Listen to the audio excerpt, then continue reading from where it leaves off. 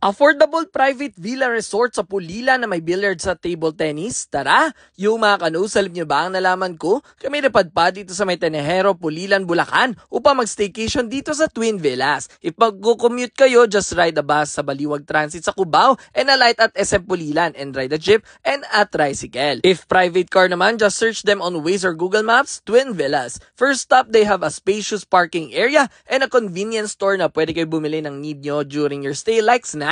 Next is their entrance. Pagpasok ay kapansin-pansin ang kanilang mga halaman sa kanilang garden area. They have an elevated cabana here kung saan pwede kayong mag-billiards at mag-table tennis. Ito naman ang Instagrammable na swimming pool nila na may sun lounger pa nga sa gitna ng dalawang palm-like trees at may kiddie pool pa dito. This is their cabana kung saan located ang kanilang kitchen na may basic appliances at cooking wares. Dining area na pwede din kayo dito mag-videoke or tumambay. Kaya naman ito tinawag na Twin Villas ay dahil dito sa kanilang dalawang villa. Same lang ang itsura nito kaya tara, silipin natin. Meron itong lanay sa labas at pagdating naman sa loob ay makikita ang 2 queen size bed sa baba na may TV sa harap, side table sa gilid at sariling comfort room na may shower, toilet and sink. Sa taas naman ay may loft type beds na sure akong madami din kayong makakatulog dito. They have free wifi nga pala and they are pet friendly. At ito naman ang itsura sa gabi na pwede kayong mag-bonfire at tumambay din dito. For the rates, ilalagay ko na lang ito sa comment box section for your future reference.